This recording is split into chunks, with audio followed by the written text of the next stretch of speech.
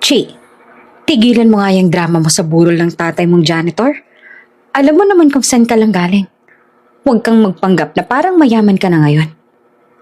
Malamig na sabi ng biyanan ko sa telepono. Sumingit pa ang asawa ko na tumatawa. Buti nga pinakasalan kita kahit anak ka lang ng tagalinis ng CR sa school. Humigpit ang hawak ko sa cellphone habang nakatingin sa kabaong ni tatay.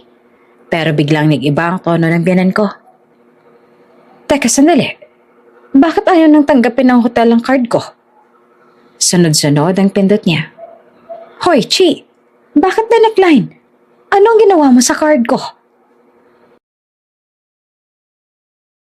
Bago ka pa lang sa channel neto, ibang kwento ni Ate Jane, istorya mo, ikwento ko. Huwag kalimutang pindutin ang notification bell at subscribe button.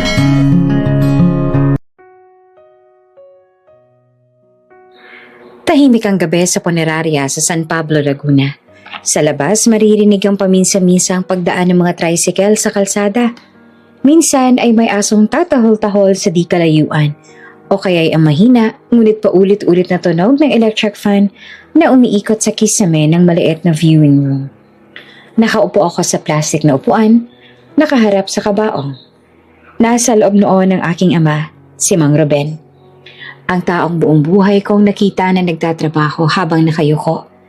Ang lalaking palaging may amoy na bleach, floor wax, at pawis. Ngunit kailanman ay hindi ako pinabayaan. Ngayon, tahimik na siyang nakahiga. Wala nang pagod sa mukha niya. Wala nang bakas sa matagal na pagbangon ng madaling araw. Kung may isang bagay na mas masakit pa sa pagkawala, iyon ay ang katahimikan pagkatapos. Ang pakiramdam na wala nang maririnig mula sa taong pinakamahalaga sa buhay mo. Humigpit ang hawak ko sa rosaryong nakapulupot sa aking mga daliri. Pasensya na, Tay. Mahina akong bulong sa sarili. Parang may bumara sa lalamunan ko. Hindi ko alam kung ilang minuto na ako nakaupo noon. Nakatitig sa kabaong. Nang biglang nag-vibrate ang cellphone ko sa mesa sa tabi ko. Napatingin ako roon. Maya-maya ay muli ito nag-vibrate. Kinuha ko ang telepono. 3 missed calls. Lahat galing sa iisang pangalan, kay Verna, ang aking biyanan. Hindi pa ako nakakahinga ng maayos mula sa pag-iyak kanina. Ngunit bago pa man ako makapagdesisyon kung sasagutin ko ba o hindi, may pumasok na sunod-sunod na mensahe. Binuksan ko ang chat. Verna, nasan ka? Sumunod agad ang isa pa. Verna, tumawag ka ngayon din. At pagkatapos ay isa pang mas maiksi, ngunit halatang galit. Verna, hindi gumagana ang card ko. Napapikit ako sandali. Hindi ko alam kung matatawa ba ako o maiiyak. Sa harap ko ang kabaong ng tatay ko. At sa kabilang dulo naman ng mundo ay taong nagwawala dahil sa credit card. Muling nag-vibrate ang cellphone ko. Tumatawag siya ulit. Sa sandaling yon, gusto kong hayaan na lang itong mag-ring hanggang sa mapagod siya. Pero kilala ko si Verna. Kung hindi ko sasagutin, tatawag iyon ng tatawag, magmemensahe. Tatawag kay Leo, tatawag sa kahit na sinong pwedeng istorbohin hanggang makuha ang gusto niya. Huminga ako ng malalim. Pagkatapos ay pinindot ko ang answer. Hello? Mahina akong sabi. Halos hindi pa nga ako nakakatapos magsalita nang sumabog ang boses sa kabilang linya. Chi, ano bang nangyayari? Bakit hindi gumagana ang card ko? Napaurong ako ng bahagya sa upuan. Sa likod ng boses ni Verna ay maririnig ang kakaibang ingay. Rolling luggage na gumugulong sa marmol na sahig. Mga tao nagsasalita ng Ingles at Mandarin. At ang malinis na ambience ng isang hotel lobby. Hindi iyon tunog ng Pilipinas. Hello, naririnig mo ba ako? Iritado niyang tanong. Opo, sagot ko na mahina pa rin. Bakit nga decline ang card ko? Patuloy niya. Nasa counter kami ngayon ng hotel. Sinasabi ng staff na hindi raw approved ang payment. May narinig akong babae sa background na nagsasalita ng English. Ma'am, we're sorry but the card is not going through. Wait lang, sagot ni Verna sa kanya at halatang naiirita. Pagkatapos ay bumalik ang galit niya sa akin. Chi, ano pang ginawa mo sa card ko? Tahimik lang ako. Unti-unti ako napatingin sa kabaong ni tatay.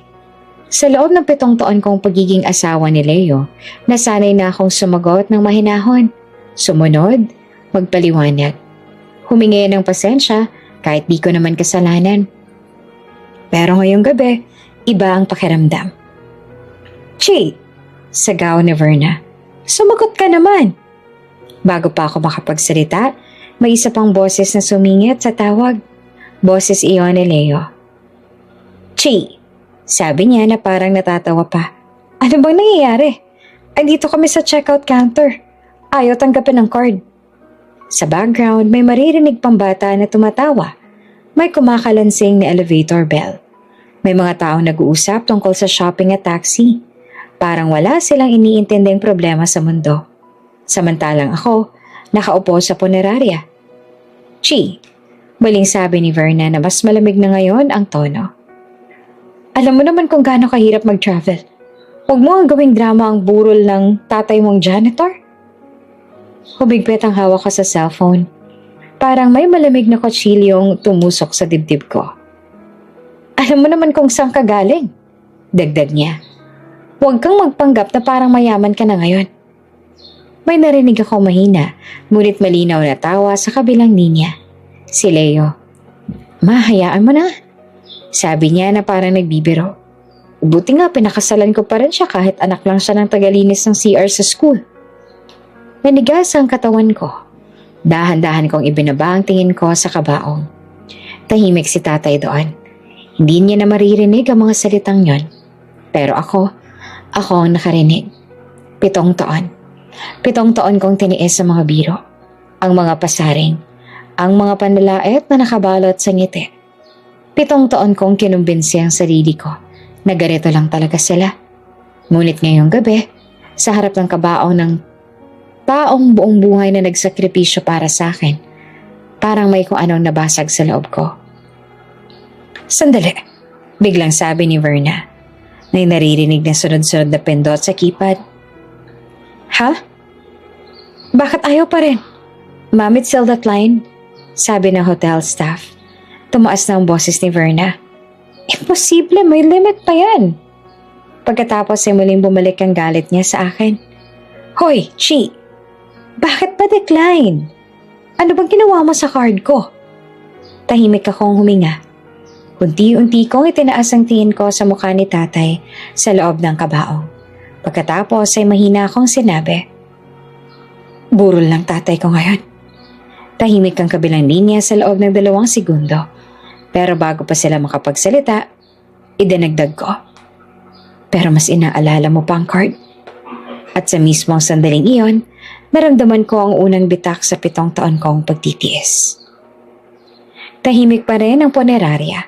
Sa labas ng viewing room may maririnig na mahinang usapan ng 2 bisitang dumating kanina. May kumakalansing na tasa ng kape mula sa maliit na mesa sa gilid. At sa kisame, patuloy na umiikot ang electric fan at tila walang pakialam sa bigat ng gabing iyon. Nakaupo pa rin ako sa tabi ng kabaong ni tatay. Ngayon lang ako tunay na nagkaroon ng oras para tumingin ng matagal sa mukha niya. Payapa. Mas payapa kaysa noong mga huling araw niya sa ospital. Unti-unti kong ipinikit ang mga mata ko at kusang bumalik ang mga alaala. Noong bata pa ako, may isang tunog na halos araw-araw kong naririnig bago sumikat ang araw. Ang kalansing ng timba. Chi, gising na ako. Mahinahong boses iyon ni tatay mula sa kusina ng maliit naming inuupahang bahay sa Lucena, Quezon. Madilim pa sa labas. Ang ilaw na bukas sa iyong maliit na fluorescent bulb sa kusina na medyo kumikisla pa minsan. Nakahiga ako sa manipis na kutsyon sa sahig, nakabalot sa kumot. Pero kahit nakapikit ako, alam kong nakahanda na si tatay. Madalas kong silipin iyon. Tahimik siyang gumagalaw sa kusina. Suot niya ang kupas na uniform na kulay gray. May maliit na logo ng pribadong paaralan kung saan siya nagtatrabaho. Sa tabi ng pinto, nakasandalang mop. May timba na may halong tubig at bleach. At sa lamesa may maliit na plastic bag na may 3 pandesal. Iyon ang baon niya.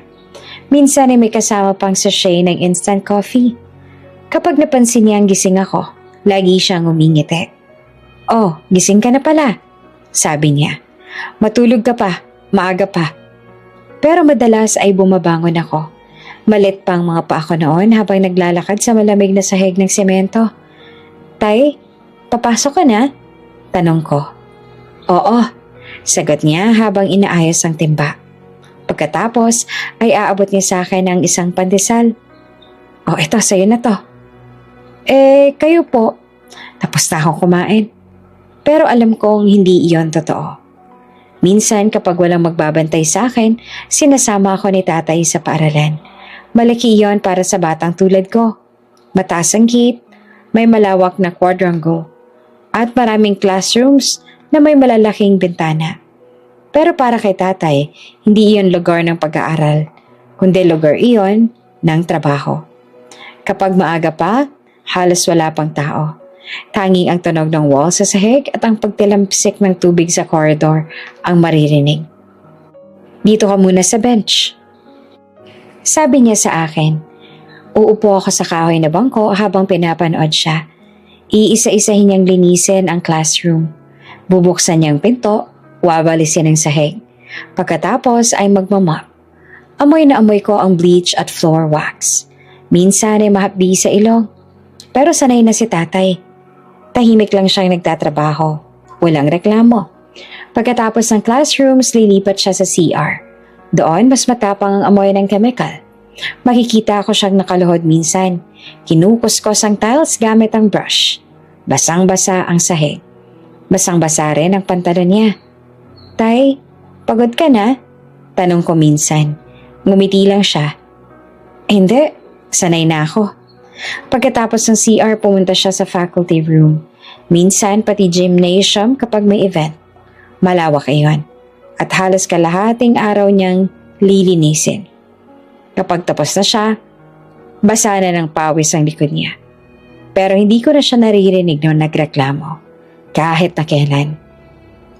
Noong nagsimula na ako mag-aral sa kaparehong paaralan, doon ko unang naramdaman ang kakaibang pakiramdam. Hiya. Isang hapon, palabas na kami ng classroom na makita ko si tatay sa corridor. Naka-uniform siya, may hawak na walis. Nagwawalis sa mga dahon na pumasok mula sa bintana. Napansin niya ang isa kong kaklase. "Uy," sabi nito. "Tatay mo ba yan?" Hindi agad ako nakasagot. Parang may bumigat sa dibdib ko. "Oo," mahina akong sagot. "Janitor siya?" Hindi ko alam kung bakit, pero napayuko ako. "Oo." May ilan pang bata na napatingin. Hindi naman sila tumawa, pero ramdam ko ang mga mata nila. Parang may kung anong kumurot sa dibdib ko. Tahimik lang akong naglakad palayo. Pero nakita ako ni tatay. "Chi!" Masaya ang boses niya. Lumapit siya habang hawak pa rin ang walis. "Oh, tapos na ang klase mo?" Sagot ko. "May assignment ka ba?" "Meron." Ngumiti siya. "Sige, aral ka agad pag uwi mo." Hindi niya napansin na hindi ako makatingin ng diretso sa kanya. Hindi ko alam kung paanong ipapaliwanag iyon noon. Hindi ko alam kung bakit ako nahihiya. Bata lamang ako at masyado pang maliit para maintindihan ang dignidad ng trabaho. Isang gabi, habang kumakain kami ng sardinas at kanin sa bahay, bigla akong nagsalita. "Tay?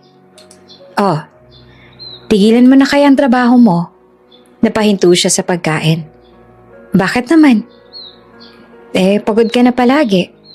Tahimik siyang ngumiti. Pagkatapos ay uminom ng tubig mula sa baso. "Chi," sabi niya. "Alam mo ba kung bakit ako nagtatrabaho?" Umiling ako. Para bang may ilaw sa mata niya habang nakatingin sa akin. "Para makatapos ka." Tahimik ako. "Basta makatapos ka." Dagdag niya, mahina ngunit malinaw. Panalo na ako. Simple lamang ang sinabi niya, pero parang mabigat iyon. Hindi ko pa lubos na naiintindihan noon, pero nararamdaman ko. Parang may responsibilidad na inilagay sa balikat ko. Habang lumalaki ako, mas lalo kong napansin ang mga bagay na hindi ko napapansin noon. Kung gaanong kaaga gumising si tatay. Kung gaano siyang kalate umuwi kapag may event sa paaralan. Kung paano siya minsang umuwi na may sugat sa kamay dahil sa paglipat ng mga upuan at mesa. Kung paano siya nauubo dahil sa chemical na ginagamit sa paglilinis. Pero kahit na kailan, hindi siya nagreklamo. Kapag tinatanong ko siya kung pagod na siya, lagi niyang sinasabi, okay lang. Kapag sinasabi kong magpahinga siya, sasagot lang siya, sanay na ako. At kapag sinasabi kong pasensya na ako, mahirap ang buhay namin, tatawa lang siya. Hindi mahirap. Mas mahirap kung wala kang pangarap. Sa punerarya, dahan-dahan kong iminulat ang mga mata ko. Nasa harap ko pa rin ang kabaong. Pareho pa rin ang katahimikan. Pero ngayon parang mas malinaw na sa akin ang lahat. Ang mga alaala, ang mga sakripisyo. Ang mga umagang gumigising siya bago sumikat ang araw. Ang amoy ng bleach na kumakapit sa uniform niya. Ang pandesal na binibigay niya sa akin kahit iyon lang ang pagkain niya. Para sa ibang tao, isa lang siyang janitor. Isang taong naglilinis ng sahig. Isang taong madaling maliitin. Pero para sa akin, siya ang taong bumuhat sa buong buhay ko. Siya ang dahilan kung bakit ako nakapag-aral. Kung bakit ako nakarating sa lugar na kinaroroonan ko ngayon. Dahan-dahan kong inilapit ang kamay ko sa gilid ng kabaong. Panalo ka, tay. Mahina akong bulong. Natapos ako. Saglit akong napangiti kahit may luha sa mata ko. Kung may isang bagay na hindi kailanman nagbago sa buhay ko, iyon ay ang halaga ng taong nakahiga sa kabaong na yon. Ang janitor na minamaliit ng iba. Pero sa akin, siya ang pinakadakilang tao na nakilala ko. May mga pangarap na parang napakalayo kapag tinitingnan mo mula sa kung saan ka nagsimula. Nung bata pa ako sa Lucena, hindi ko kayang isipin na darating ang araw na magsusuot ako ng toga. Natatawagin ng pangalan ko sa entablado. Na may hawak akong diploma. Sa maliit naming bahay na gawa sa hollow blocks at yero, ang pangarap ay madalas simpleng bagay lamang. Makapagbayad ng kuryente sa tamang oras, makabili ng bigas na hindi nahati sa tingi, makapasok sa eskwela na may baon kahit konti. Pero si tatay, hindi ganoong kaliit mangarap para sa akin. Nang makatapos ako ng high school, nakapasok ako sa isang state university sa Quezon. Accountancy ang kinuha kong kurso. Hindi dahil iyon ang pinakamadaling kurso, kundi dahil iyon ang kursong, sabi ng mga tao, ay may siguradong trabaho pagkatapos. Noong unang araw ng enrollment, kasama ko si tatay. Mainit ang araw, mahaba ang pila ng mga estudyante sa register. May hawak siyang maliit na envelope na may lamang pera. Pera na alam kong pinag-ipunan niya ng matagal. Kasya ba yan, tay? Tanong ko habang nakapila kami. Tumangulang siya. Kasya yan. Pero nakita ko ang mga kamay niya. Magaspang. May mga lumang sugat na parang hindi na tuluyang gumagaling. Alam kong hindi madaling ipunin ang perang nasa envelope na yon. Hindi ko alam kung ilang overtime ginawa niya para doon. Habang nag-aaral ako ng accountancy, hindi rin madali ang buhay. Maraming gabi na halos hindi ako natutulog. Sa umaga, nasa klase ako. Sa hapon at gabi naman, nagtatrabaho ako bilang working student sa isang maliit na computer shop malapit sa campus. Tagabantay ako ng mga computer. Nagpiprint ng thesis, nagbebenta ng prepaid load. Minsan ako rin ang nagwawali sa loob kapag sarado na. Kapag 12:00 na ng gabi at sarado na ang shop, doon pa lang ako uuwi sa boarding house. Pagdating ko, mag-aaral pa ako para sa quizzes kinabukasan. May mga pagkakataon na gusto ko nang sumuko. Isang gabi, habang nag-aaral ako ng taxation, hindi ko na rin mapigilan ang sarili ko. Hindi ko kaya to. Mahina akong sabi sa sarili. Ang daming numbers, ang daming rules, ang daming kailangang kabisaduhin. Sa sobrang pagod ko, napapikit ako. Pero biglang may pumasok na mensahe sa cellphone ko. Tatay, binuksan ko. Anak, kumain ka na ba? Simple lamang ang mensahe, pero parang may lakas na dumaan sa katawan ko. Sumagot ako. Opo, maya-maya ay may isa pa siyang text. Pagod ka na siguro. Konting tiis na lang. Tandaan mo ang sinabi ko. Basta makatapos ka, panalo na ako. Napatitig ako sa screen ng cellphone at doon ko ulit naalala kung bakit hindi ako pwedeng sumuko. Dumating din ang araw na matagal kong hinihintay, ang graduation. Mainit ang araw sa university grounds. Punong-puno ng estudyante at magulang ang campus. May mga nagtitilian. May mga nagpipicture. May mga nagyakapan. Sa backstage ng auditorium, kinakabahan ako habang hinihintay tawagin ang pangalan ko. Sa audience area nakita ako si tatay. Madali siyang makilala. Hindi dahil siya ang pinakamayaman doon, kundi dahil siya ang pinakasimple. Suot niya ang luma niyang polo na kulay light blue. Planchado iyon ng maayos. Halata na pinaghirapan niyang ayusin ang itsura niya. May hawak siyang maliit na cellphone. Iyong mumurahin na may maliit na camera.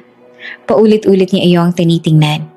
Parang nag-aalala kung gagana ba kapag gagamitin na. Tay! Sigaw ko mula sa malayo. Napalingon siya.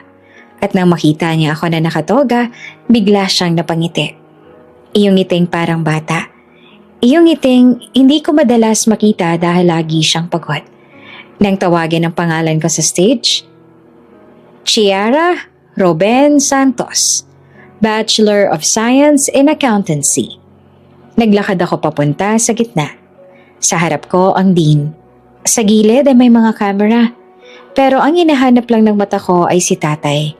At nang makita ko siya, nakataas ang cellphone niya. Medyo nanginginig ang kamay niya habang kinukuhanan ako ng litrato. At kahit malayo ako, nakita ko ang luha sa mata niya. Akala ko noon kapag nakagraduate na ako tapos na ang pinakamahirap na bahagi. Pero mali pala ako. Mas mahirap pa ang board exam. 3 buwan akong halos nakakulong sa review center. Minsan ay bumibisita si tatay. Hindi siya pumapasok sa loob. Sa labas lang siya naghihintay. May dala siyang maliit na plastic bag na may pagkain. Baon mo, sabi niya. Isang beses tinanong ko siya, Tay, hindi ka ba napapagod sa kakakommute para lang dalan ako ng pagkain? Ngumiti lang siya. Mas pagod ako kapag iniisip kong hindi ka kumakain. Isang umaga, inilabas na ang resulta ng board exam. Nasa review center ako noon, kasama ang ibang examinees. Lahat kami nakatitig sa listahan na nakapost sa website. Kumakabog ang dibdib ko. Parang hindi ako makahinga habang hinahanap ko ang pangalan ko. Hanggang sa nakita ko. Santos Chiara R.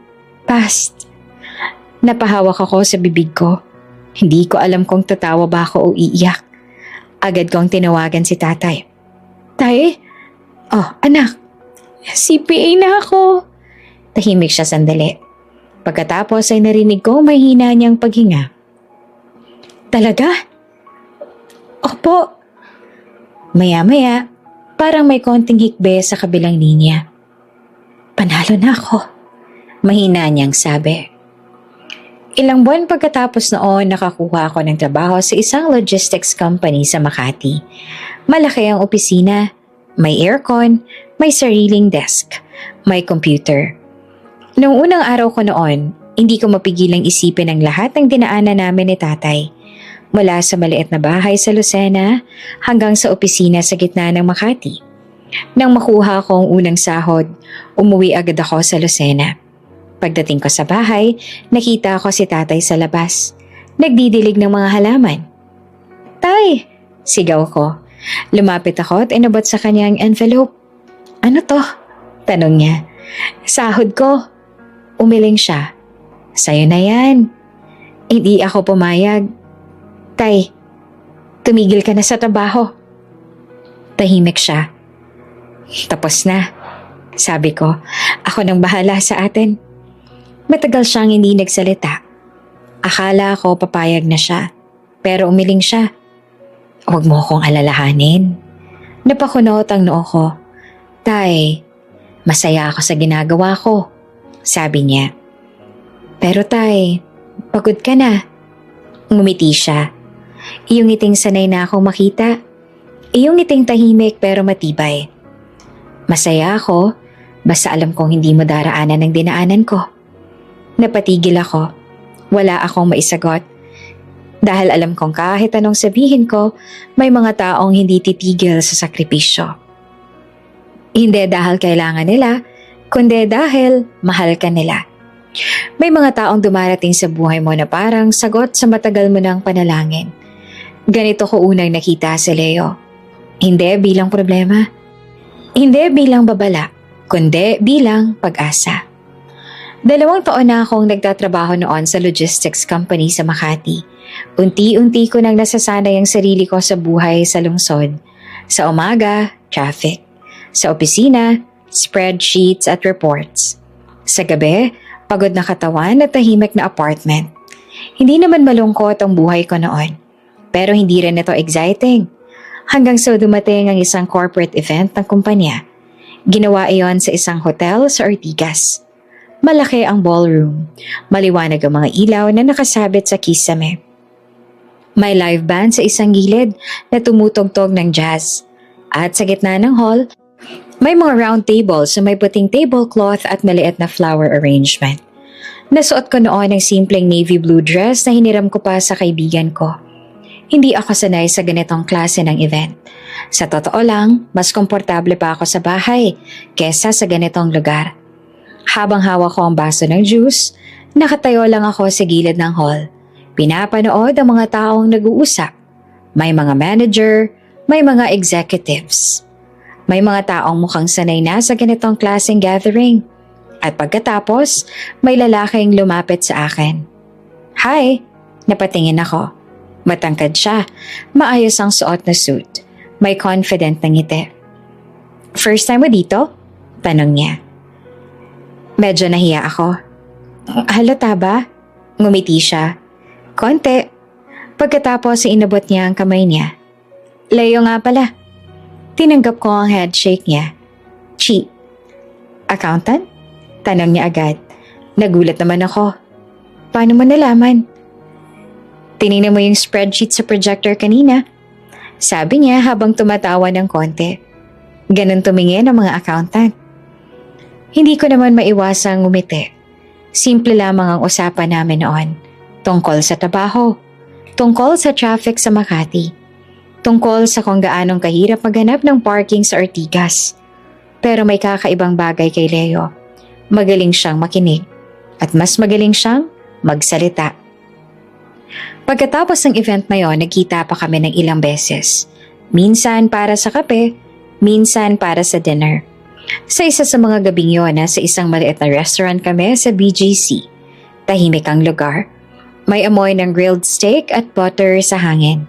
At habang nag-uusap kami, napunta ang usapan sa pamilya. Only child ka? Tanong niya. Oo. Parents? 3 lang kami dati. Sagot ko. Pero kami na lang ng tatay ko ngayon. Tahimik siyang tumango. Anong trabaho niya? Saglit akong napahinto. Hindi ko alam kung bakit. Pero may parte sa akin na nahihiyang sabihin iyon. Janitor siya, sabi ko. Inaasahan kong magbabago ang reaksyon niya.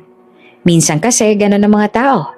Kapag nalaman nila saan ka nang galing, nag-iiba ang tingin nila sa'yo. Pero si Leo, hindi nagbago ang ekspresyon niya. Sa halip ay sinabi niya, marangal na trabaho yon. Napatingin ako sa kanya. Hindi lahat kayang gawin ang ginagawa ng tatay mo. Dagdag niya. Tumayo buong araw. Naglilinis ng kalat ng ibang tao. Aba, hindi madali yon. Hindi ko inaasahan ang sagot na yon. Hindi ko inaasahan na may taong magsasabi niyan ng ganong kanatural. Doon ako unang napangiti ng totoo sa harap niya. Pagkatapos noon, mas naging madalas ang pagkikita namin. Laging may dahilan si Leo. May bagong cafe na nagbukas. Try natin yung ramen dito. O kaya, drive tayo sa Tagaytay. Minsan sinusundo niya ako sa opisina. Paglabas ko ng building, naroon na ang kotse niya sa parking. Pagod ka? Tanong niya. Konti. Adi ka, kumain tayo. May mga pagkakataon din nagpapadala siya ng pagkain sa opisina. Isang beses, dumating ang delivery rider sa desk ko. Ma'am Chi? Oo, delivery po. Pagbukas ko ng bag, may lunchbox at may maliit na note. Kumain ka. From Leo. Hindi ko napigilang umiti noon. Sa loob ng ilang buwan, unti-unti ako nasanay na nandyan siya. Kapag may problema ako sa trabaho, siya ang una kong tinatawagan. Kapag may magandang nangyari, siya rin ang una kong sinasabihan. Isang gabi, habang naglalakad kami sa BGC Park, bigla niyang sinabi, "Gusto ko makilala ang tatay mo." Nagulat ako. Talaga? Oo. Importante siya sa'yo, diba? Tumango ako. Eh di importante rin siya sa akin. Noong unang beses na nakilala ni Leo si tatay, nasa Lucena kami. Simple lamang ang hapunan namin noon. Adobo, kanin at gulay. Medyo nahihiya pa nga si tatay noong una. Hindi siya sanay na makipag-usap sa mga taong naka-corporate attire. Pero si Leo ang unang nag-break ng awkwardness. "Tay Ruben," sabi niya. "Tawagin niyo na lang akong Leo." Napangiti naman si tatay. Habang kumakain kami, napansin ko kung gaanong kagaan ang usapan nila. Tungkol sa trabaho, tungkol sa buhay sa probinsya. At bago umuwi si Leo, sinabi niya kay tatay, "Salamat po sa pagpapalaki kay Chi. Napakabuti niyang tao." Nakita kong napangiti si tatay. At sa sandaling yun, parang naniwala ako na tama ang pinili ko. Ilang buwan pagkatapos noon, nag-aya si Leo na mag-dinner kami sa isang restaurant sa Tagaytay. Malamig ang hangin. Tanawang Taal Lake mula sa terrace. May mga ilaw ng lungsod sa malayo. Habang kumakain kami, parang may kakaiba sa kilos niya. Tahimik siya. Medyo kinakabahan. "Okay ka lang?" tanong ko. Tumango siya. Pagkatapos ay tumayo. At sa harap ng mga ilaw ng Tagaytay, lumuhod siya. Parang tumigil ang mundo ko noon. May maliit siyang kahon sa kamay. "Chi," sabi niya, "alam kong hindi perpekto ang buhay. Pero gusto kong harapin ang lahat ng iyon na kasama ka." Binuksan niya ang kahon. May singsing sa loob. "Pakakasalan mo ba ako?" Hindi ako nag-isip ng matagal. Dahil sa mga panahong yon, naniniwala ako na sa wakas, may taong hindi minamaliit ang pinagmulan ko. May taong tatanggap sa akin at sa tatay ko.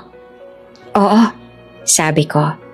At habang pumapalakpak ang ilang tao sa paligid, hindi ko alam na sa sandaling yon, hindi lang ako pumapasok sa isang kasal. Pumapasok ako sa pinakamahabang pagkakakulong ng buhay ko. May mga taong sa unang tingin pa lang ramdam mo na agad kung paano kanilang tinitingnan. Hindi man sila magsalita, may kung anong malamig naman sa mga mata nila. Ganito ang unang nakilala ang mga biyanan ko. Si Verna. Isang linggo ng hapon, unang beses akong dinala ni Leo sa bahay ng pamilya nila. Matatagpuan iyon sa isang subdivision sa Parañaque. Hindi naman yun mansyon. Pero halatang pinipilit nitong magmukhang mas marangya kesa sa tunay nitong estado. May mataas na gate na kulay itim. Sa loob ng bakuran, may dalawang sasakyan. Isang luma at isang medyo bago. May mga paso ng halaman na nakaayos sa gilid ng driveway. Pero ang iba ay tuyo na ang dahon. "Relax ka lang," sabi ni Leo habang pinapasok namin ang gate. "Excited lang si Mama na makilala ka." Tumango lang ako. May kakaibang kaba sa dibdib ko. Pagpasok namin sa loob ng bahay, sinalubong kami ng malamig na hangin mula sa aircon. Malaki ang sala. May malaking sofa na kulay beige. Sa gitna ay may glass table na may mga magazine tungkol sa travel at interior design. Sa pader may mga framed pictures ng pamilya ni Leo sa iba't ibang lugar. Boracay, Hong Kong, Baguio. "Ah, dumating na kayo." Isang babae ang lumabas mula sa dining area. Matangkad siya. Nakaayos ang buhok. May suot na dress na halatang mamahalin ng itsura. Si Verna. "Ma," sabi ni Leo. "Ito si Chi." Ngumiti siya, pero hindi iyon ngiting mainit. Parang ngiti ng taong sanay magpakita ng magandang mukha sa harap ng iba. Hello, sabi niya habang sinusuri ako mula ulo hanggang paa. Hi po, sagot ko naman. Lumapit siya at bahagyang niyakap ako. Pero kahit sandali lang iyon, ramdam ko ang lamig ng pakiramdam. Ang ganda mo naman, sabi niya. Ay salamat po. Accountant ka raw? Opo, tumango siya. Maganda yan. Praktikal. Pagkatapos ay tumingin siya kay Leo. Magaling ka talagang pumili, iho. Hindi ko alam kung compliment ba yon o simpleng obserbasyon. Pero may kakaibang tono sa boses niya. Ilang buwan pagkatapos noon, nagkaroon ng formal na dinner ang dalawang pamilya. Bago ang kasal. Hindi yon malaking event. 4 lang kami. Ako, si Leo, si Verna, at si tatay. Sa isang restaurant sa Alabang ginawa ang dinner. Tahimik ang lugar. May mahinang tugtog ng piano sa background. At sa hangin may amoy ng butter at grilled meat mula sa kusina. Medyo hindi komportable si tatay. Suot niya ang malinis niyang polo na kulay cream. Planchado iyon pero halatang luma na. Nakahawak siya sa menu na parang hindi sigurado kung anong pipiliin. Order lang kayo ng gusto ninyo, sabi ni Verna habang nakaupo siya ng tuwid sa kanyang upuan. Treat namin ito. Ngumiti naman si tatay. Salamat po. Habang naghihintay kami ng pagkain, napansin kong tahimik si Verna. Hindi siya gaanong nagsasalita. Sa halip, pinagmasdan niya si tatay. Mula ulo hanggang paa. Parang may sinusukat sa isip niya hanggang sa nagsalita siya. So, Ruben, sabi niya. Opo. Janitor ka raw sa school? Opo. Tumango siya. Ang sipag naman siguro ninyo. Medyo ngumiti si tatay. Trabaho lang po. Sumandal naman si Verna sa upuan niya at saka sinabi ang mga salitang hindi ko makakalimutan. Mahirap talaga ang life kapag sanay sa service work. Tahimik ang mesa. Hindi ko alam kung paano sasagot. Pero si tatay ngumiti lang. Sanay na po ako. Hindi ko alam kung bakit, pero parang may kumurot sa dibdib ko noon. Pagkatapos ng main course, may inilabas si tatay mula sa maliit na paper bag na dala niya. May dala pala ako, sabi niya. Binuksan niya iyon. Sa loob ay isang maliit na lalagyan ng cassava cake. Gawa niya iyon. Alam ko dahil amoy ko pa ang niyog at asukal na kumakapit sa takip. Pasensya na ha kung simple lang, sabi niya. Gusto ko lang magdala. Ngumiti si Leo. Uy, favorite ko to. Pero si Verna ang unang kumuha ng kutsara. Kumuha siya ng maliit na peraso. Tikim, ngumuya siya ng dahan-dahan. Pagkatapos, marahan niyang ibinaba ang kutsara. Matamis masyado, sabi niya. Hindi kami sanay sa ganyang food. Simple lang ang sinabi niya, pero ramdam ko na hindi lang pagkain ang tinutukay niya. Parang may mas malalim na ibig sabihin. Parang sinasabi niya, hindi kami sanay sa mga taong tulad ninyo. Tahimik lamang si tatay, at kahit pilit siyang ngumiti, alam kong naririnig niya iyon. Pagkatapos ng dinner na yon, hinatid ko si tatay sa terminal ng bus. Malamig ang hangin ng gabi. May amoy ng usok mula sa mga sasakyang dumadaan. Tahimik lang kami naglalakad papunta sa waiting area hanggang sa nagsalita siya. Anak? Oh, tay. Sigurado ka ba kay Leo? Napahinto ako. Opo. Bakit mo naman natanong? Tahimik siya sandali. Pagkatapos ay sinabi niya mga salitang hindi ko agad naintindihan noon. Maging mabuti ka, pero huwag kang magpapaape. Napakunot ang noo ko. Tay, hindi naman sila ganon. Ngumiti siya ng mahina. Basta, tandaan mo lang. Pagkatapos ay kinuha niya ang maliit na envelope mula sa bulsa niya. Inabot niya sa akin. Ano to? Emergency lang. Binuksan ko ng konti. May pera sa loob. Tay, wag na. May trabaho na ako. Pero pinipilit niya pa rin yon sa kamay ko. Itabi mo lang. Di natin alam ang mangyayari sa buhay. Tinitigan ko ang envelope. Hindi ko alam noon kung bakit parang may bigat iyon. Hindi lang dahil sa laman nitong pera, kundi dahil sa pakiramdam na may gustong sabihin si tatay na hindi niya kayang sabihin ng direkta. Sa bus terminal, niyakap ko si tatay bago siya sumakay. Salamat, tay, sabi ko. Para saan? Sa lahat. Ngumiti siya. Ako dapat ang magpasalamat. Masaya ako para sa'yo. Habang umaandar ang bus papuntang Lucena, nakatayo ako sa gilid ng terminal, hawak ang envelope. Sa isip ko noon, baka nag-aalala lang si tatay. Baka hindi lang siya sanay sa pamilya ni Leo. Hindi ko alam na sa gabing yon, ang simpleng babala niya ang isa sa mga pinakamahalagang bagay na sinabi niya sa akin. At isa rin sa mga bagay na hindi ko agad pinakinggan. Ang unang buwan ng kasal ay parang panaginip, tahimik, masaya, simple. Pagkatapos ng honeymoon namin ni Leo sa Bohol, bumalik kami sa Maynila na puno ng plano para sa bagong buhay namin. Isang maliit na condo unit sa Makati ang tinirhan namin. Hindi iyon malaki, pero para sa akin, sapat na iyon. May maliit na sala, may kusina na kasya lang ang 2 tao, at may balkonahe kung saan tanaw mga ilaw ng lungsod sa gabi.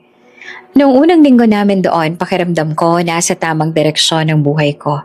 Hanggang sa dumating ang unang tawag ni Verna pagkatapos ng kasal. Isang Sabado ng umaga nang tumawag siya. Nagayos ako noon ng kusina habang nagtitimpla ng kape. "Chi," sabi niya sa telepono. "Opo, ma. May family lunch tayo bukas." Okay po. Maaga ka ha?" "Bakit po? May papagawa lang ako sa'yo." Napakunot ang noo ko. "Ano po yun?" "Maghahanda tayo. Maraming bisita." "Okay po." Hindi ko pa masyadong inisip yon. Akala ko naman normal lang. Pagkatapos ng lahat, pamilya na rin nila ako. Kinabukasan, maaga akong pumunta sa bahay nila sa Parañaque. Pagpasok ko sa kusina, agad akong sinalubong ng amoy ng bawang na ginigisa at mantika. May mga kaldero sa stove, may mga plato sa lababo. At sa gitna ng kusina, nakatayo si Verna. "Oh, andito ka na," sabi niya. "Opo." "Good." Pagkatapos ay iniabot niya sa akin ang apron. "Magugas ka muna ng gulay." Napatingin ako sa kanya. Hindi ko naman problema ang tumulong. Pero may kakaibang tono sa boses niya.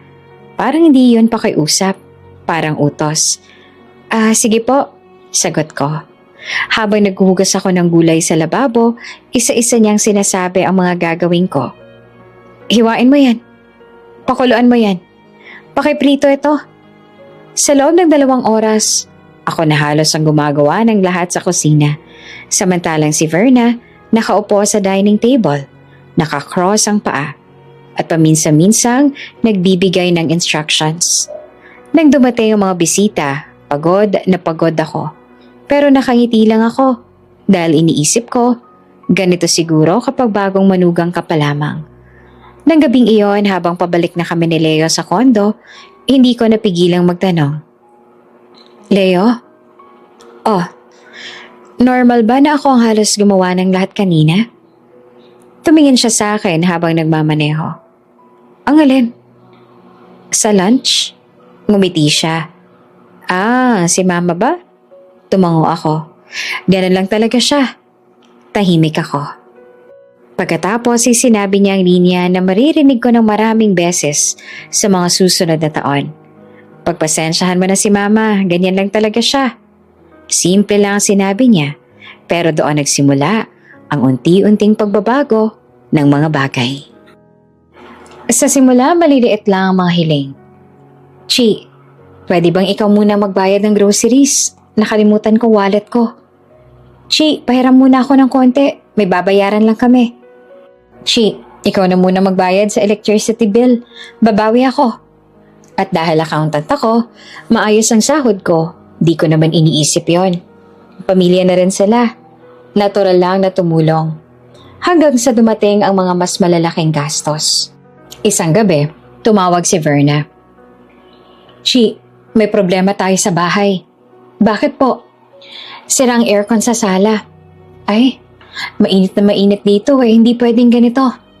Tahimik ako. Magkano po ba ang repair? Hindi na repair eh, sabi niya agad. Kailangang palitan? Bago? Oo. Mga 50,000 lang naman. Parang may kumalabit sa dibdib ko. Pero bago pa ako makapagsalita, sumingit si Leo. Babe, tulungan na natin si Mama.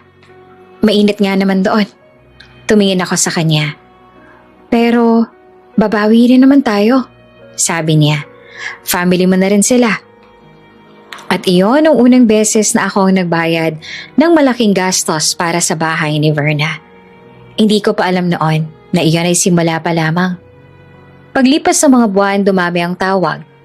Hindi na lamang si Verna, pati ang mga kapatid ni Leo. Isang hapon, tumawag ang ate niyang si Carla. Chi, sorry ha. Emergency lang. Ano yun? Nasira kasing kotse namin. Magkano daw? Mga 30,000 lang. Minsan naman ang bunso nilang kapatid. Ate Chi, kailangan ko ng pambayad ng tuition. Magkano? 20,000? At sa bawat pagkakataon, iisa lang sinasabi ni Leo. Babe, tulungan na natin. Family natin sila. Hindi ko napansin kung kailan eksakto ang nangyari. Pero dumating ang panahon na halos lahat ng financial problem ng pamilya ni Leo, ako ang solusyon. Groceries, bills, repairs, tuition, emergency. At tuwing magdadalawang isip ako, may paraan si Verna para iparamdam sa akin na ako ang masama. Kung hindi dahil sa pamilya, para saan pa ang pera? Ang damot mo naman kung hindi ka tutulong. O akala mo ba porket accountant ka na, mas mataas ka na sa amin? At tuwing sasabihin ko yun kay Leo, pareho lang ang sagot niya. Pagpasensyahan mo na si Mama, ganyan lang talaga siya. Sa mga unang buwan, sinasagot ko pa sila. Minsan ay nagpapaliwanag pa, minsan ay nagtatanong. Pero habang tumatagal, napagod na lang ako. Mas madaling tumahimik. Mas madaling magbigay na lang kesa makipagtalo. Mas madaling ngumiti kesa ipakita na nasasaktan ka. Hindi ko na malaya na unti-unting nawawala ang boses ko. At habang nakatingin ako ngayon sa kabaong ni tatay sa punerarya, doon ko tuluyang naintindihan. Hindi lamang ako naging manugang. Hindi lang ako naging asawa. Unti-unti, ginawa nila akong bangko ng pamilya. May mga bagay na kaya mong tiisin kapag ikaw ang tinatamaan. Pero kapag ang taong mahal mo na ang nilalait, ibang klaseng sakit yon. Mas mabigat, mas tahimik, at mas matagal mawala. Sa loob ng 7 taon kong pagiging asawa ni Leo, maraming beses na nasaktan ang pride ko. Pero wala nang mas mabigat pa kesa sa mga sandaling nakita kong minamaliit nila ang tatay ko. Ang pamilya ni Leo ay mahilig sa mga gathering. Birthday, anniversary, Sunday lunch, holiday. May dahilan palagi para magsama-sama. Sa simula, akala ko magandang bagay iyon. Masayang bahay kapag puno ng tao. May amoy ng pagkain sa kusina. May tawanan sa sala. Pero habang tumatagal, napansin ko ang isang bagay. Sa tuwing darating si tatay, parang nag-iiba ang atmosphere. Hindi naman siya diretsong iniinsulto, pero may kakaibang distansya. Halimbawa, kapag may gathering sa bahay ni Verna, lahat ng bisita ay inaanyayahang umupo sa sala. Pero si tatay, madalas ay nasa gilid lang. Minsan nakatayo malapit sa pinto. Minsan nakaupo sa plastic chair sa may veranda. Isang beses may family birthday party sa bahay nila. May mahabang mesa sa dining area. Punong-puno iyon ng pagkain. Lechon, pansit, barbecue at iba't ibang dessert. Habang ang iba ay abalang kumakain at nagkakwentuhan, nakita ko si tatay sa may gilid ng sala. May hawak siyang maliit na plato. Tahimik siyang kumakain. Walang kausap. Lumapit ako sa kanya. Tay, dito ka umupo sa mesa. Sabi ko. Umiling naman siya. Ayos na ako dito. Pero okay lang anak. Ngumiti siya. Iyong ngiting ginagamit niya kapag ayaw niyang maging problema. Pero alam kong may mali. Ang pinakamalinaw na alaala ko ay isang Pasko. Malamig ang hangin nung gabing yon. Ang bahay ni Verna ay puno ng ilaw ng parol at Christmas lights. May malaking Christmas tree sa sala. May mga regalo sa ilalim nito na nakabalot sa makulay na papel. Nasa kusina ang mga babae ng pamilya. Nag-aayos ng pagkain. May amoy ng ham at spaghetti na kumakalat sa hangin. Dumating si tatay ng maaga. May dala siyang maliit na paper bag. Chi, masaya niyang bati sa akin. Tay, niyakap ko siya. Ang aga mo. Para makatulong, sabi niya. Napansin ko ang dala niyang bag. Ano yan? Mga regalo lang. Simple lang. Mga mumurahing bagay na binili niya sa palengke. Pero alam kong pinag-isipan niya yon. Habang nasa sala kami, biglang lumabas si Verna mula sa kusina. Nakita niya si tatay. Oh, Ruben, sabi niya. Good evening po, sagot ni tatay. Tumango siya.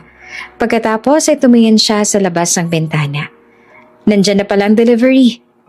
May narinig kaming ingay ng sasakyan sa labas. May mga kahon na inilalabas mula sa trunk. Lumapit siya sa pinto. At Ruben, dagdag niya, parang casual lang. Pakitulungan na lang yung driver sa pag-angat ng mga kahon, no? Tahimik si tatay sandali. Ah, sige po. Ngumiti pa siya. Pero bago pa siya makalabas ng pinto, narinig ko ang huling sinabi ni Verna. Sanay ka naman sa utility work, diba? Parang may malamig na tubig na binuhos sa dibdib ko. Hindi ko agad napansin na humigpit na pala ang hawak ko sa baso ng juice. Sumunod ako sa labas. Sa garahe ay may nakaparadang van. May 3 malalaking kahon sa likod nito. Nakayuko si tatay habang binubuhat ang isa sa mga kahon kasama ang driver. Mabigat po, sabi ng driver. Ayos lang, sagot ni tatay. Tumulong akong hawakan ng isang kahon. Tay, ako na lang. Umiling siya. Wag na. Habang binubuhat niya ang kahon papasok sa bahay, napansin ko ang pawis sa noo niya kahit malamig ang hangin. At sa loob ng bahay, narinig ko ang tawanan ng mga bisita. Parang wala silang alam sa nangyayari sa garahe. Pagkatapos namin maipasok ang mga kahon, hinila ko si tatay sa gilid ng garahe. Tay, bakit mo ginagawa yun? Ang ano? Yung pagbubuhat ng mga kahon. Ngumiti siya. Ayon, tulong lang. Pero hindi ka naman nila bisita, diba? Tahimik siya sandali. Chi, hayaan mo na. Napailing ako. Tay, hindi tama yun. Hindi ka nila empleyado. Pero hinawakan niya ang balikat ko ng mahinahon. Anak, sabi niya, huwag mo nang palakihin. Pero tay, mas mahalaga na masaya ka. Napatingin ako sa kanya, parang may kung anong kumurot sa dibdib ko. Kahit siyang nilalait, siya pang nag-aalala sa kapayapaan ko. Pagkatapos ng party, hinatid ko si tatay sa terminal. Tahimik ang biyahe namin sa kotse. Sa labas ay kumikislap ang mga Christmas lights sa mga bahay. Pero sa loob ng kotse, mabigat ang pakiramdam ko. Tay, sabi ko. Oh, pasensya na. Para saan? Sa nangyari kanina? Ngumiti siya. Ako wala yun, anak. Tay? Chi, tumingin siya sa akin. At least nakita kitang masaya. Hindi ako nakasagot dahil sa loob ko, alam kong hindi iyon totoo. Pagbalik ko sa kondo, tahimik ang lugar. Nasa sala si Leo, nanonood ng TV. Hatid mo na si Tito? Tanong niya. Oo. Good. Tumango lamang ako. Pagkatapos ay pumasok ako sa kwarto. Isinara ko ang pinto. At doon ko pinakawala ng mga luha na kanina ko pang pinipigilan. Tahimik lang. Ayoko marinig ni Leo. Habang nakaupo ako sa gilid ng kama, paulit-ulit kong naaalala ang eksena sa garahe. Ang tatay kong nagbubuhat ng kahon. Ang biyenan kong nagsasalita na parang normal lang iyon. At ang sarili kong nakatayo lamang. Walang nagawa. Sa gabing iyon, may tumubong bago sa dibdib ko. Hindi pa iyon galit na galit. Hindi pa iyon paghihigante. Pero matigas, mabigat. Isang pakiramdam na nagsasabing, darating ang araw na hindi ko nahahayaan na ganitong mangyari ulit. May isang bagay na mabilis masanay ang mga tao. Kapag may isang taong laging handang tumulong. Sa simula, parang utang na loob. Pero kapag tumagal, nagiging karapatan na nila iyon. At sa pamilya ni Leo, unti-unti akong nagiging ganoon. Hindi asawa, hindi manugang, kundi parang ATM na pwedeng lapitan kapag may kailangan. Lumipas ang unang taon ng kasal. Sumunod ang pangalawa. Pagdating ng ikatlong taon, parang naging normal lang mga tawag mula sa pamilya ni Leo. Hindi na iyon nakakagulat. Halos inaasahan ko na. Isang gabi, habang nag-aayos ako ng mga papeles sa dining table ng kondo, tumunog ang cellphone ko. Si Carla, ang ate ni Leo. "Hello, Chi?" Masigla niyang bate. "Hi, ate. May hihingin na sana akong favor." Hindi na ako nagulat. "Ano yun?" "Bala kasi namin bumili ng kotse." "Ah, okay. Kulang lang kami sa down payment eh." Tahimik ako sandali. "Magkano?" "Mga 150,000 lang naman." Parang may dumaan na malamig na hangin sa likod ko. Malaking halaga iyon. Pero bago pa ako makasagot, may narinig akong boses mula sa sofa. Si Leo. "Sino yan?" "Ate mo." "Ano daw?" "Down payment sa kotse." Lumapit siya sa akin. Pagkatapos ay kinuha niya ang cellphone at kinausap ang kapatid niya. "Okay lang yan, ate," sabi niya. "Tutulungan namin kayo." Pagkatapos ay binalik niya ang telepono sa akin. "Transfer mo na lang bukas," sabi niya. Parang normal lang. Parang wala lang. Ilang buwan pagkatapos noon may isa na namang tawag. Si Verna. "Chi, may problema tayo sa bahay." "Ano po?" "Gusto ko sanang ipa-renovate ang kusina." "Kusina?" "Oo. Luma na kasi."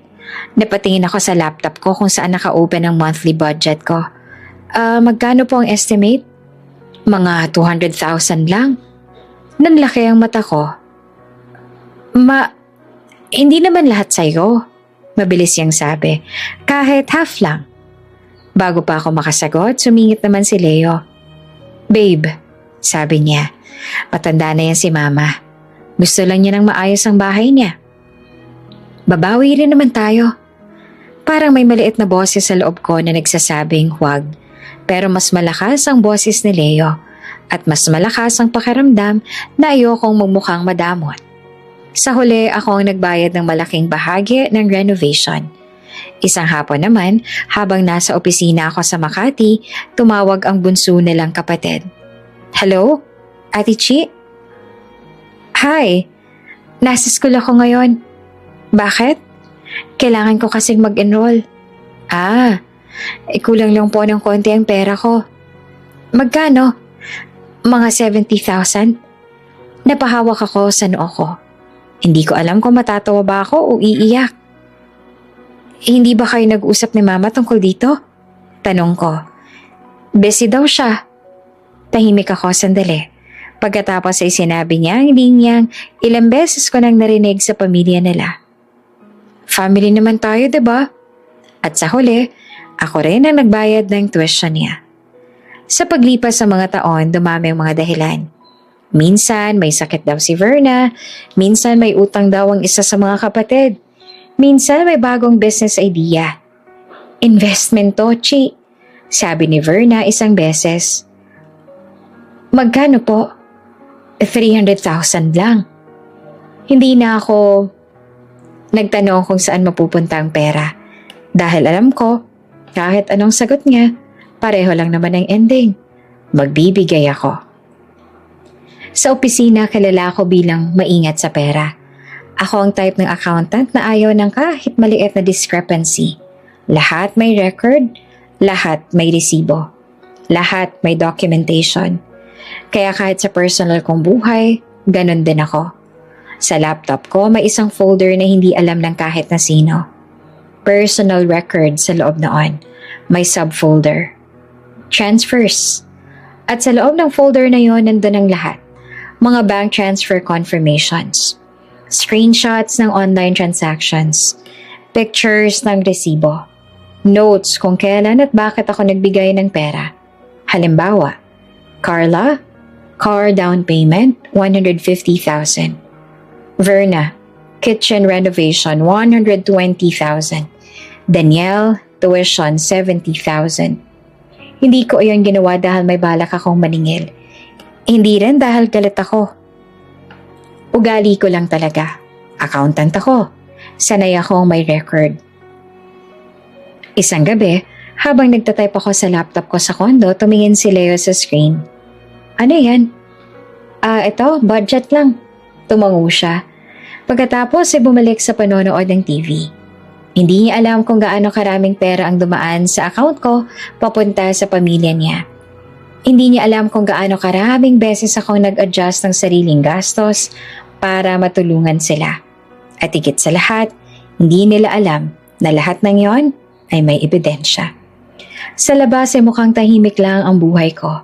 Masipag na accountant, mabait na asawa, mapagbigay na manugang, pero sa loob, may mga bagay na unti-unting nag-iipon. Hindi galit, hindi pa, pero parang mabigat na bato sa dibdib. At habang nakaupo ako ngayon sa punerarya sa harap ng kabaong ni tatay, isa-isa kong naaalala ang mga taong yon. Ang mga pera, ang mga tawag, ang mga dahilan. At sa unang pagkakataon na pagtanto ko ang isang bagay, matagal na akong tahimik. Matagal na akong nagbibigay. Pero may isang bagay na hindi nila alam. Habang iniisip nila na wala akong ginagawa kundi magbigay, matagal ko nang itinatala ang lahat. May mga tawag sa telepono na alam kong magbabago ang lahat. Isang umaga sa opisina, natanggap ko ang ganoong tawag. At mula roon, parang unti-unting nagbago ang direksyon ng buhay ko. Martes ng umaga noon, tahimik ang opisina sa Makati. Nasa harap ako ng computer at nagre-review ng quarterly reports. Ang aircon sa kisame mahina ang ugong. Ang mga katrabaho ko ay tahimik na nagtatype sa kani-kanilang desk. Normal na araw, hanggang sa nag-vibrate ang cellphone ko sa ibabaw ng mesa. Hindi ko agad sinagot, pero nang makita akong pangalan sa screen, napakunot ang noo ko. St. Matthew's School, Lucena. Iyon ang paaralang pinagtatrabahuhan ni tatay. Pinindot ko ang answer. Hello? Hello? Chi? Sagot ng boses sa kabilang linya. Opo? Ako ito si Principal De Vera. Napatuwid ako sa upuan. Opo, ma'am? May kakaibang bigat sa boses niya. Anak, huwag kang mabibigla ha? Malamig na pakiramdam ang dumaan sa katawan ko. Bakit po? Ang tatay mo kasi. Sandali siyang huminto. Nahilo at bumagsak kanina habang naglilinis ng koridor. Parang may humigpit sa dibdib ko. Nasaan po siya ngayon? Nasa ospital na. Dinala namin kaagad. Hindi ko na halos narinig ang susunod niyang sinabi. Tumayo agad ako sa upuan ko. Pupunta po ako. Nag-leave ako agad sa opisina. Ang biyahe mula Makati hanggang Lucena ay parang napakahaba nung araw na yon. Sa bus, nakatingin lang ako sa labas ng bintana. Ang mga sasakyan sa highway, ang mga billboard, ang mga tao sa gilid ng kalsada. Pero wala akong malinaw na nakikita. Sa isip ko, iisa lang ang tanong. Bakit hindi niya sinabi sa akin? Pagdating ko sa ospital sa Lucena, agad kong sinalubong ng amoy ng disinfectant. Malakas ang ilaw sa koridor. May mga nurse na naglalakad na may hawak na clipboard. Sa dulo ng hallway, nakita ko ang principal. Chi, sabi niya nang makita ako. Nasaan po siya? Sa room 204. Halos tumakbo ako papunta roon. Pagbukas ko ng pinto, nakita ko si tatay. Nakahiga siya sa kama. May oxygen tube sa ilong. May IV sa braso. At sa unang pagkakataon sa buhay ko, mukha siyang mahina. Tay, mahina akong sabi. Iminulat niya ang mata niya at nang makita niya ako ay ngumiti siya. Anak, ilang oras pagkatapos noon kinausap ako ng doktor sa maliit na consultation room. May amoy ng alkohol at papel sa loob. Umupo ako sa harap ng mesa niya. Miss Santos, sabi ng doktor, matagal na bang inuubo ang tatay mo? Napaisip ako. Minsan po. Pero hindi naman po madalas. Tumango siya. Base sa mga tests, huminga siya ng malalim. May komplikasyon na sa baga at puso niya. Parang may malamig na tubig na bumuhos sa likod ko. Paano po nangyari yun? Matagal na exposure sa chemical. Bleach, cleaning agents. Dagdag pa ang pagod at stress. Tahimik ako. Matagal na po ba ito? Tumango ang doktor. Matagal na. Siguro mga ilang taon na. Napahawak ako sa noo ko. Bakit hindi niya sinabi sa akin?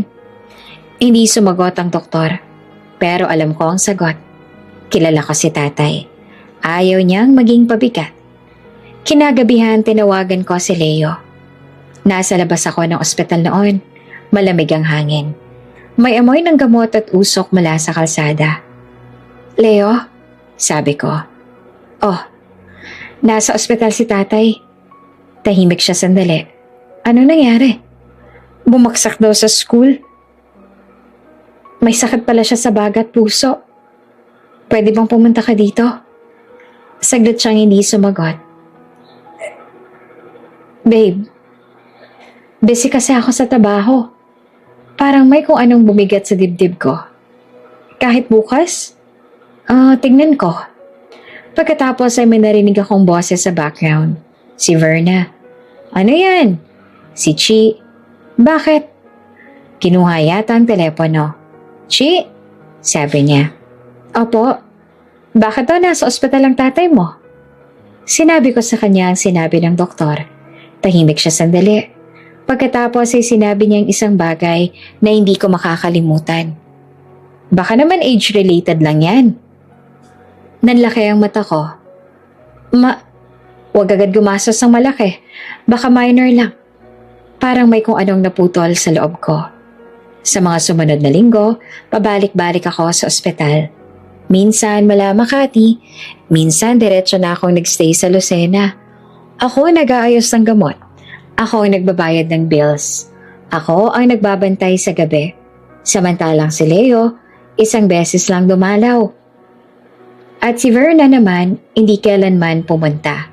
Pero sa kabila ng lahat, tuloy pa rin ang mga tawag nila.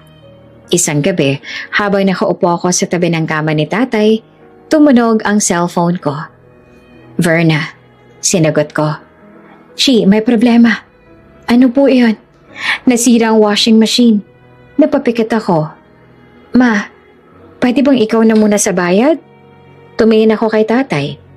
Mahina ang paghinga niya. May oxygen tube sa ilong. At sa sandaling yon, doon ko unang naramdaman ang matinding pag-iisa.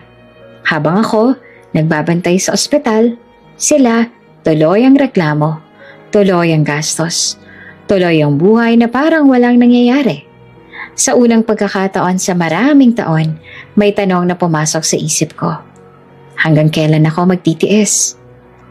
May mga sandali sa buhay na hindi mo kaya mag-isip ng malinaw. Pagod ka na, emosyonal ka, at ang tanging gusto mo lang ay matapos ang lahat ng problema. Sa ganoong sandali ako nahulog sa isa sa pinakamalupit na desisyon ng buhay ko. Halos 2 linggo na akong pabalik-balik sa ospital sa Lucena. Ang silid ni tatay ay may amoy ng halo-halo ng disinfectant, gamot at malamig na hangin mula sa aircon. Sa labas ng bintana makikita ang parking lot ng ospital. Sa gabi, tahimik iyon. Ang ilaw lang mula sa posteng nagliliwanag sa madilim na asfalto. Sa loob ng room, naririnig ang tuloy-tuloy na tunog ng monitor. Nakaupo ako sa tabi ng kama ni tatay. Mahina ang paghinga niya. Paminsan-minsan ay napapangiwi siya. Kapag nagigising siya, sinusubukan niyang ngumiti. Anak, mahina niyang sabi minsan. Andito lang ako, tay. Sagot ko naman. Hinawakan ko ang kamay niya. Magaspang pa rin ang balat nito. Parang hindi na nagbago kahit nasa ospital na siya. Sa loob ng ilang minuto nakatulog ulit siya. At sa katahimikan ng silid, nag-vibrate ang cellphone ko sa mesa. Kinuha ko ang telepono. Si Verna. Nakapikit ako saglit bago sagutin. Hello po? Chi, sabi niya agad. Medyo paawa ang tono ng boses niya. Opo, may ipapakiusap sana ako. Hindi ko alam kung bakit, pero may kaba agad sa dibdib ko. Ano po iyon? May trip kasi kami sa Singapore. Napakunot ang noo ko. Trip po? Oo, family trip. Matagal na namin itong plano. Tahimik ako. Ma, last minute lang kasi. Dagdag niya, medyo kulang ang credit limit ng card ko. Parang may malamig na dumaan sa dibdib ko.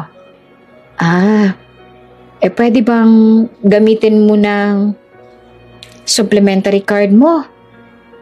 Iyon ang card na nakalink sa main account ko. Ginagamit nila paminsan-minsan kapag may kailangan. Pero ngayon, habang nasa ospital si tatay, parang hindi ko kayang i-process ang hinihingi niya. Ma, critical pa po ang tatay ko. Tahimik siya sandali. Pagkatapos ay nagsalita ulit. Isang beses lang naman to. Once in a lifetime trip. Bago pa ako makasagot, narinig ko ang boses ni Leo sa background. Give me the phone. Ilang segundo lang siya na ang kausap ko. Babe? Leo. Narinig ko ang sinabi ni Mama. Pwede bang? Babe. Putol niya. Last minute na to. Book na ang tickets. Kung hindi mo tuloy, nakakahiya. Napahawak ako sa noo ko. Pero nasa ospital si tatay. Alam ko. Pero hindi naman tayo mawawalan ng pera, diba? Babawi rin naman tayo. Tahimik ako. Tsaka matatanda na rin sila. Dagdag niya pa. Pagbigyan mo na. Sa sandaling yon, pakiramdam ko ubos na ang lakas ko. 2 linggo na akong kulang sa tulog. 2 linggo na ako nag-aalala. 2 linggo na ako nagbabayad ng hospital bills. At ngayon, may humihingi pa sa akin ng tulong para sa bakasyon. May maliit na boses sa loob ko na nagsasabing, wag. Pero mas malakas ang pagod. Mas malakas ang pakiramdam na gusto ko na lang matapos ang usapan. Okay, sabi ko sa wakas. Tahimik sa kabilang linya. Talaga? Tanong ni Leo. Oo. Basta wag sobra.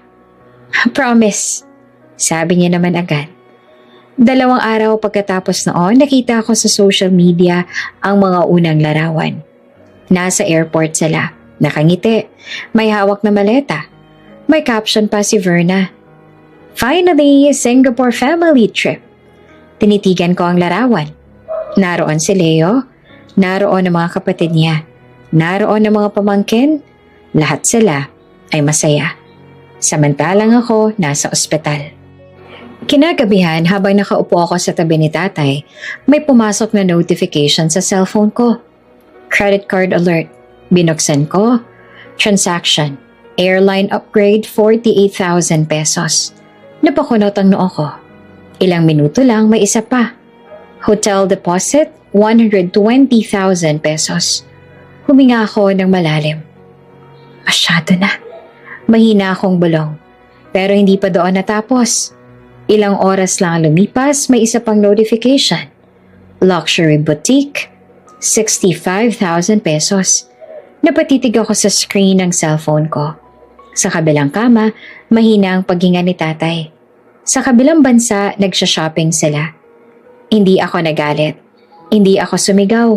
Sa halip, tahimik lang akong umupo sa plastic chair sa tabi ng kama ni tatay.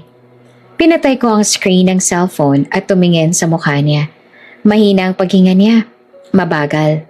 Pagod. At sa unang pagkakataon sa mahabang panahon, may malinaw na bagay na pumasok sa isip ko. Habang ako, naglilinis ng sugat ng buhay ko sa ospital, sila, naglalakad sa mall sa ibang bansa. At sa katahimikan ng gabing iyon, may kung anong nagising sa loob ko. Hindi galit. Hindi pa. Pero parang unang pagmulat ng mata pagkatapos ng mahabang panaginip, doon ko unang naisip. Baka mali na ang lahat ng pinapayagan kong mangyari. May mga gabi na hindi mo malilimutan habang buhay. Hindi dahil masaya sila, kundi dahil sa gabing iyon, may bahagi ng puso mo na tuluyang nagbabago. Ang gabing pumanaw si tatay. Isa iyon sa mga gabing hindi ko kailanman makakalimutan. Mahigit 12:00 na ng gabi sa ospital. Tahimik ang hallway. Ang mga ilaw sa kisame maputla at malamig. May naririnig na mahinang pag-uusap ng mga nurse sa nurse station sa dulo ng koridor. Sa loob ng room ni tatay, naroon pa rin ang parehong tunog. Nakaupo ako sa tabi ng kama niya. Nakapatong ang ulo ko sa gilid ng kama habang hawak ko ang kamay niya. Mainit pa rin iyon, kahit mahina na ang pulso niya. Sa labas ng bintana, halos walang ilaw. Madilim ang parking lot. Paminsan-minsan lang may sasakyang dadaan. Ilang oras na kaming ganito, tahimik. Hanggang sa naramdaman kong gumalaw ang kamay ni tatay. Napalingon ako agad. Tay, unti-unti niyang iminulat ang mata niya. Mahina, parang mabigat. Anak, bulong niya. Nandito lang ako. Sagot ko naman agad. Lumapit ako sa kanya. Okay lang ako, tay. Tinitigan niya ako. Parang may gusto siyang sabihin, pero hirap siyang magsalita. Hinawakan ko ang kamay niya ng mas mahigpit. Huwag ka mag-aalala, sabi ko. Magiging okay din ang lahat. Ngunit umiling siya ng bahagya. Pagkatapos ay dahan-dahan niyang sinabi ang mga salitang hindi ko malilimutan. Anak, huminga siya ng mabigat. Piliin mo naman. Sandali siyang napahinto. Ang sarili mo. Parang may kung anong bumigat sa dibdib ko. Tay, pero bago pa ako magsalita, biglang nag-iba ang tunog ng monitor. Doc! Sigaw ko. Tumakbo ang nurse papasok ng room. May isa pang nurse sa sumunod. Mabilis ang mga galaw nila. May mga utos, may mga tunog ng equipment. Pero kahit nasa loob ako ng room, parang malayo ang lahat ng narinig ko. Parang lumabo ang paligid. Nakatayo lang ako sa gilid. Hawak pa rin ang kamay ni tatay. Hanggang sa tumingin ang doktor sa akin. At marahan siyang umiling. Tahimik ang buong silid. At sa sandaling yon, naramdaman kong parang may malaking bahagi ng mundo ko ang nawala. Hindi ko alam kung ilang oras ang lumipas. Parang panaginip lamang ang lahat. Ako ang nagpunta sa admin office ng ospital. Ako ang pumirma sa mga papeles. Death certificate. Ang dalawang salitang yon ay parang kutsilyo sa dibdib. Pagkatapos noon, ako rin ang tumawag sa punerarya sa San Pablo. Kailan po kukunin ang katawan? Tanong ng isang staff sa telepono. Ngayong umaga, sagot ko. Paglabas ko ng ospital, may ilang tao lang sa labas. May amoy ng kape mula sa maliit na tindahan sa tabi ng gate. Doon ko nakita ang principal at dalawang dating kasamahan ni tatay sa school. Chi, sabi ng principal, at bago pa siya makapagsalita, niyakap niya ako. Hindi ko naman napigilan ang sarili ko. Doon ko tuluyang naramdaman ang bigat ng lahat. Sa loob ng ilang oras, dumating ang ilang tao mula sa paaralan. May guard, may janitor na kasama ni tatay noon sa trabaho. May isang guro na matagal niya nang kakilala. Tahimik silang tumulong sa pag-aasikaso. May nagdala ng pagkain, may nag-asikaso ng transport, may nagtanong kung may kailangan ba ako. Mga simpleng tao, pero sila ang nandoon. Bandang madaling araw, nakaupo ako sa isang plastic chair sa labas ng punerarya. Tahimik ang paligid. May amoy ng kandila at bulaklak sa hangin. Nasa loob na ng viewing room ang katawan ni tatay. Doon ko naisip, kailangan kong tawagan si Leo. Kinuha ko ang cellphone ko. Pinindot ang pangalan niya. Isang ring bago siya sumagot. Hello? Mahina ang boses ko. Leo? Oh, babe. Patay na si tatay. Tahimik ang kabilang linya. Akala ko may sasabihin siya agad. Pero sa halip, may narinig akong ibang tunog. May boses ng tao. May mga batang tumatawa. May elevator chime. At may mga taong nagsasalita ng English sa background. Parang nasa mall. Nasa Singapore pa ba kayo? Tanong ko. Oo, sagot niya. Shopping lang kami sandali. Parang may kung ano namang bumigat sa dibdib ko. Patay na si tatay. Ulit ko. Tapos na ang lahat. Tahimik siya sandali. Pagkatapos ay nagsalita. Babe, try namin kumuha ng flight. Kailan? Siguro in 2 days? Nanlaki ang mata ko. 2 days? Medyo mahal kasi ang last minute eh. Tsaka may nakabook pa kaming tour bukas. Napapikit ako. Leo, ako lang mag-isa dito. Babe, sabi niya, ayusin mo na lang muna dyan. Pagbalik namin, tutulungan kita. Matagal akong hindi nagsalita pagkatapos noon. Naririnig ko pa ang ingay sa background ng tawag. Mga taong naglalakad, mga batang tumatawa. Parang ibang mundo. Samantalang ako, nakaupo sa harap ng punerarya. Sa loob ng ilang metro mula sa akin, nasa kabaong ang tatay ko. Sa wakas ay nagsalita ako. Okay. Pagkatapos ay pinatay ko ang tawag. Tahimik ang paligid. May malamig na hangin na dumaan sa mukha ko. At sa sandaling yon, hindi lamang ang tatay ko ang nawala. May isa pang bagay na tuluyang namatay sa loob ko. Hindi galit, hindi pa. Pero parang isang malamig na bahagi ng puso ko na hindi muling babalik sa dati. Ang burol ni tatay ay ginawa sa isang maliit na punerarya sa San Pablo, Laguna. Hindi iyon marangya, hindi malaki, pero tahimik. May amoy ng kandila at bulaklak na halo sa malamig na hangin ng aircon.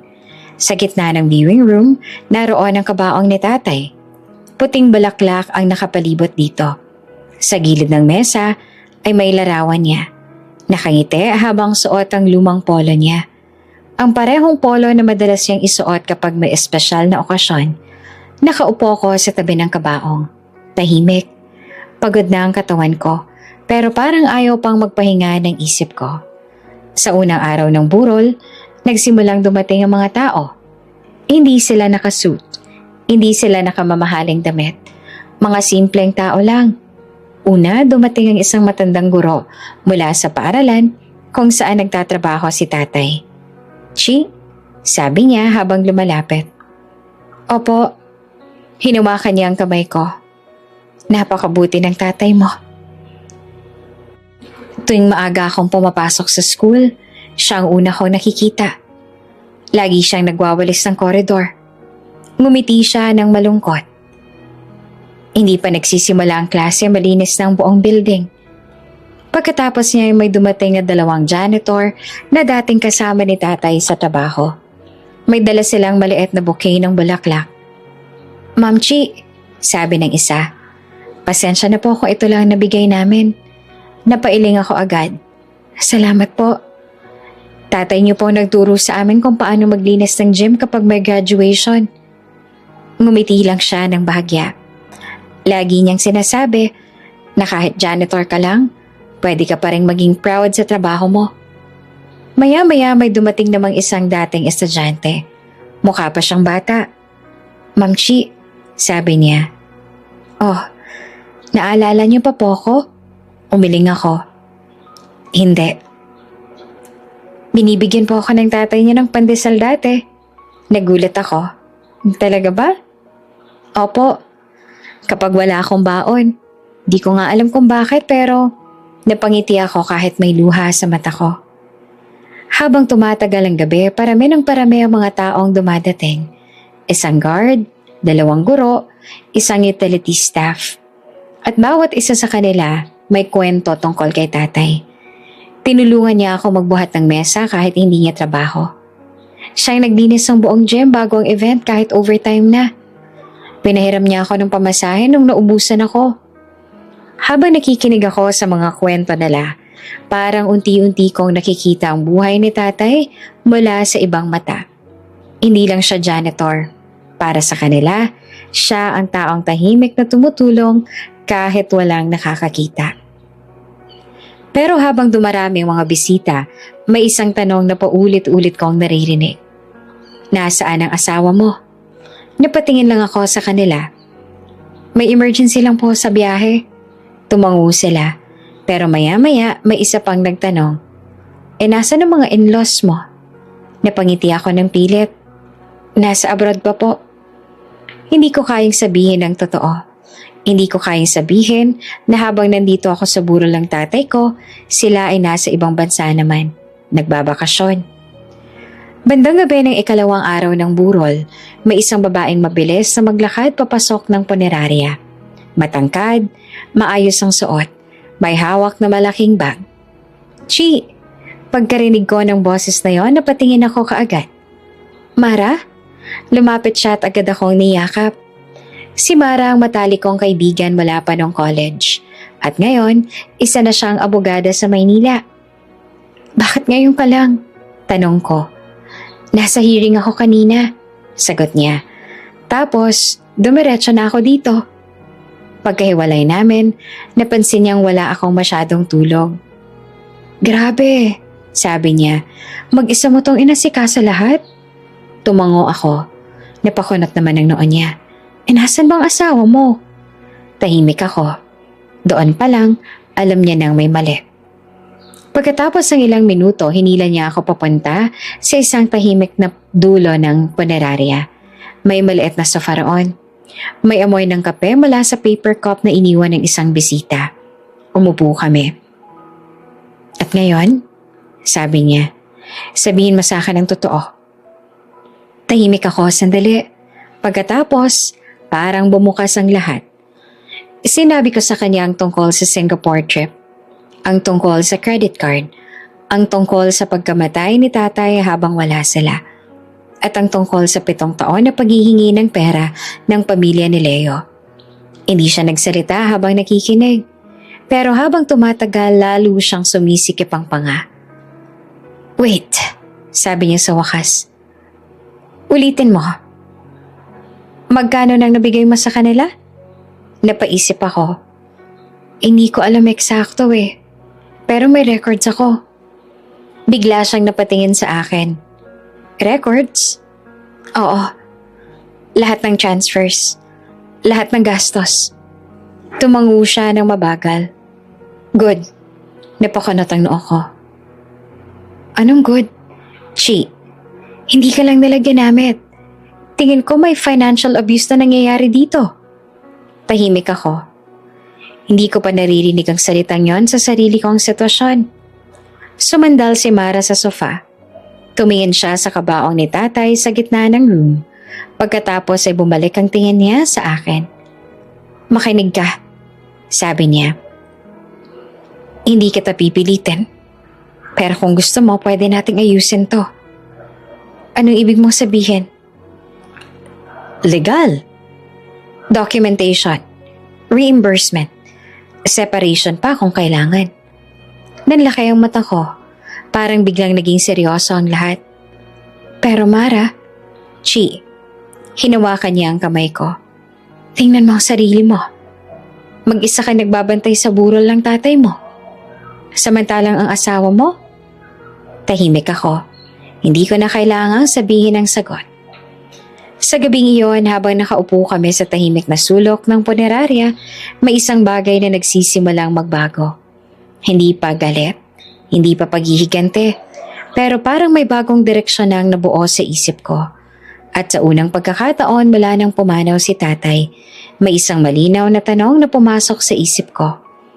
Kung sinabi niya bago siya mamatay, piliin mo naman ang sarili mo. Panahon na kaya para sundin ko iyon? Gabi na sa punerarya. Tahimik ang paligid. Ang mga bisita ay isa-isa nang umuuwi. Ang ilang kandila sa gilid ng silid ay kumikislap habang ang ilaw ng kisame nagbibigay ng malamig na liwanag sa buong viewing room. Sa gitna ng silid naroon ang kabaong ni tatay. Ang puting bulaklak sa paligid nito ay bahagyang nalalantana dahil sa tagal ng pagbabantay. Sa isang maliit na mesa sa gilid ng silid, nakaupo ako kasama si Mara. Sa harap namin ay ang laptop ko. At sa unang pagkakataon sa loob ng maraming taon, hindi ako umiiyak. Hindi ako nagagalit. Tahimik lamang ako. Buksan mo, sabi ni Mara habang nakasandal siya sa upuan. Huminga ako ng malalim. Pagkatapos ay binuksan ko ang laptop. Ang malamig na ilaw ng screen ay tumama sa mukha ko. Nag-login ako sa online banking account ko. Ilang segundo lang, lumabas ang dashboard at nakita ko mga transaction alerts. Scroll mo, sabi ni Mara. Dahan-dahan kong binaba ang screen. Isa-isang lumabas ang mga bagong gastos. Luxury Hotel, Marina Bay, 128,000 pesos. Napahinto ako. Hotel pa lang yan, sabi ni Mara. Nag-scroll ulit ako. Designer boutique, 63,000 pesos. Theme park tickets, 29,000 pesos. Fine dining restaurant, 41,000 pesos. Airport lounge access, 12,000 pesos. Isa pa, luxury mall purchase, 87,000 pesos. Parang unti-unting nagiging malinaw ang lahat. Habang ako, nagbabantay sa ospital. Habang ako, nag-aasikaso sa burol ni tatay. Sila, naglalakad sa mall sa Singapore. Galit ka ba? Tanong ni Mara. Matagal akong hindi sumagot. Tingnan ko lang ang screen.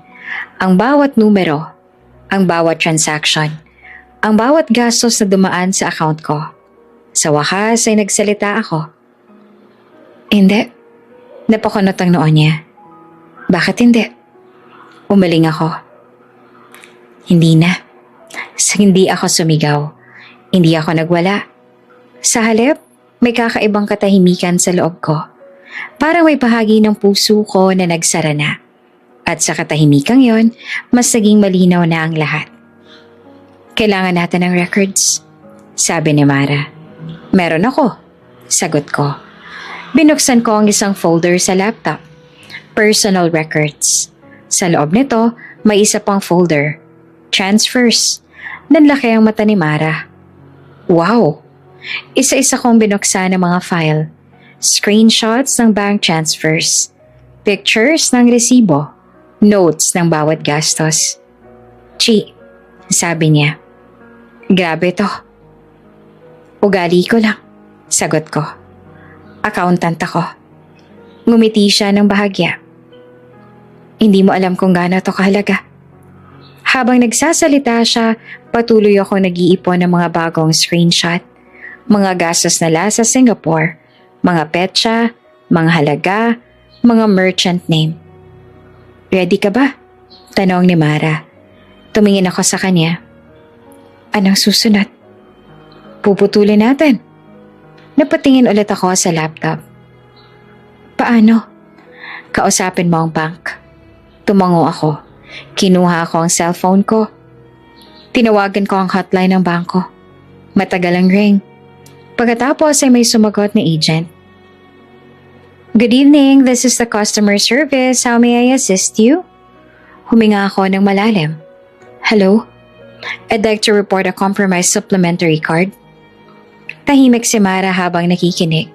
Sinabi ko ang card number, ang account details. Pagkatapos ay dinagdag ko. I want the supplementary cards frozen immediately.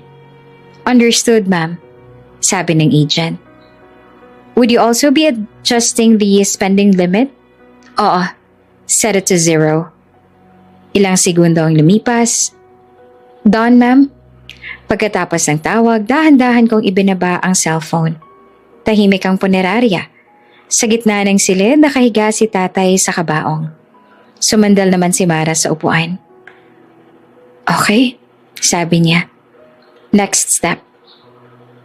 Ano yan? Legal. Nanlaki ang mata nito. Kailangan ba? Chi. Tumingin siya sa akin ng diretso.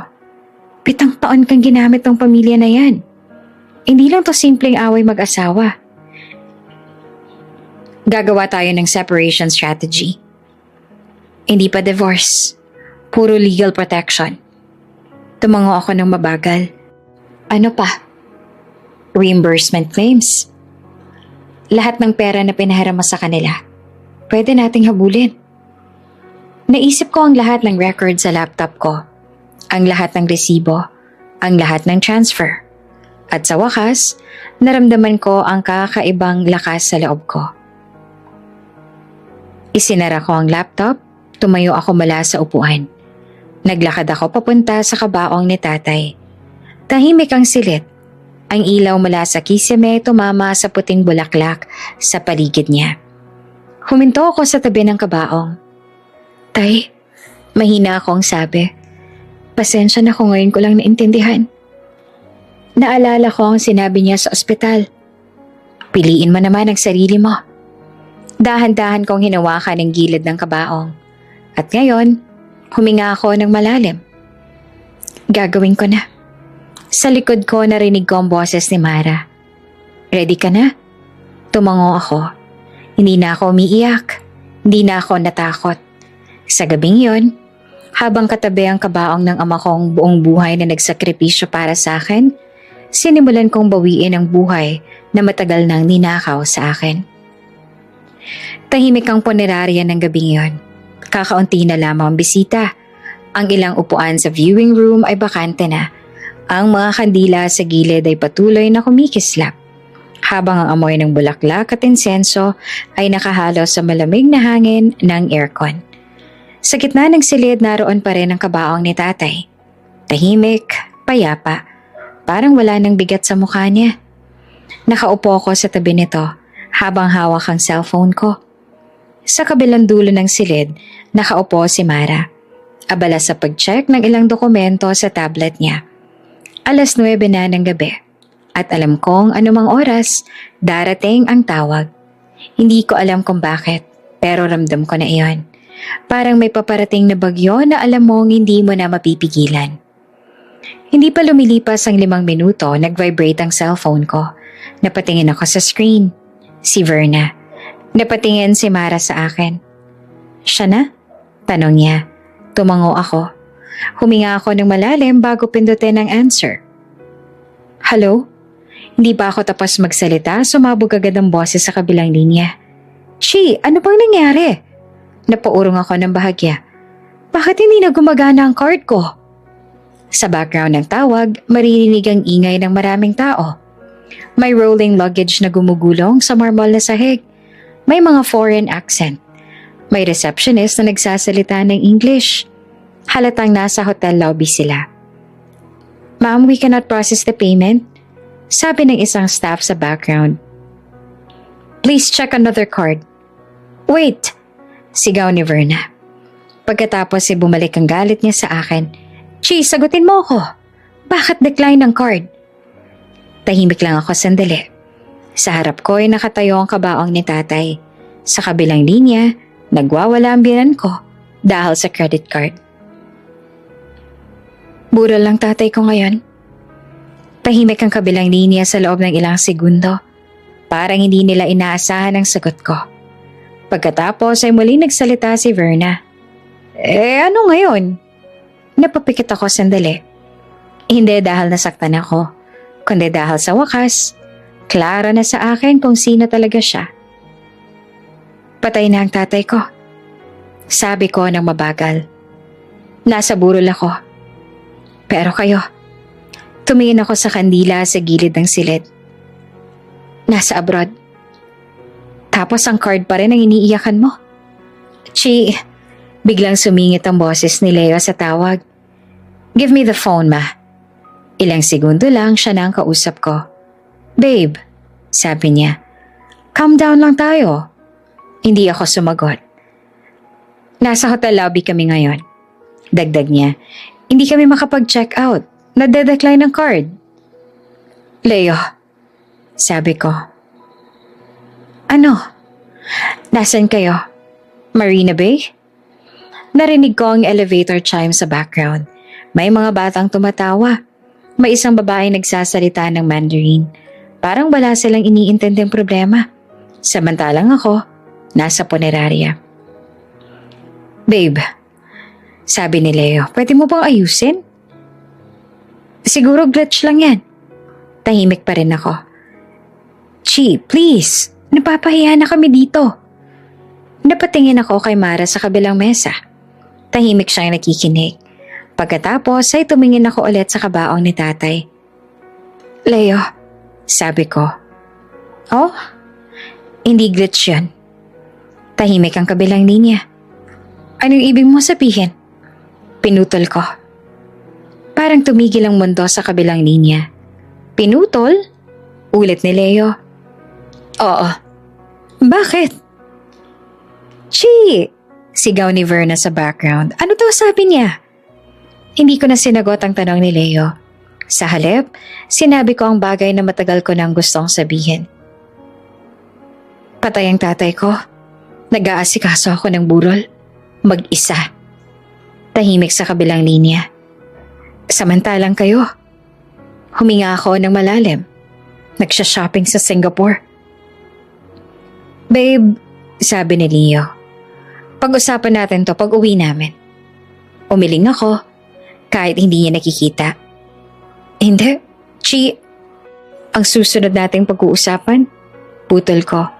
Hindi na bilang mag-asawa. Tahimik siya. Kundi bilang mga taong mananagot. Sa kabilang linya, naririnig ko pa rin ang kaguluhan sa hotel lobby. May receptionist na nagsalita. May mga taong nagbubulong. Siguro nag-aalala na sila kung paano sila makakapag-check out. Sa wakas, nagsalita ulit si Verna. Chi! Sigaw niya. Anong gagawin namin ngayon? Doon ko na binitawan ng mga salitang matagal nang nakatago sa loob ko. Maghanap kayo ng paraan. Tahimik ang linya. Magbenta kayo ng alahas. Manghiram kayo ng pera. O, magtrabaho kayo. Huminga ako ng malalim. Hindi ako ang sasalo sa inyo ngayon. At pagkatapos, sinabi ko ang huling linya. Tapos na. Pinatay ko ang tawag. Tahimik ang buong punerarya. Naririnig ko lang mahinang ugong ng aircon at ang paggalaw ng kandila sa gilid ng silid. Hindi ako nanginginig. Hindi ako umiiyak. Sa halip, parang may mabigat na bagay na tuluyang naalis sa dibdib ko. Lumapit si Mara. Tapos na? Tanong niya. Tumango ako. Sa harap ko nasa kabaong si tatay, tahimik, payapa. At sa sandaling yon, alam ko ang isang bagay. Pagkatapos ng tawag na yon, wala nang babalikan.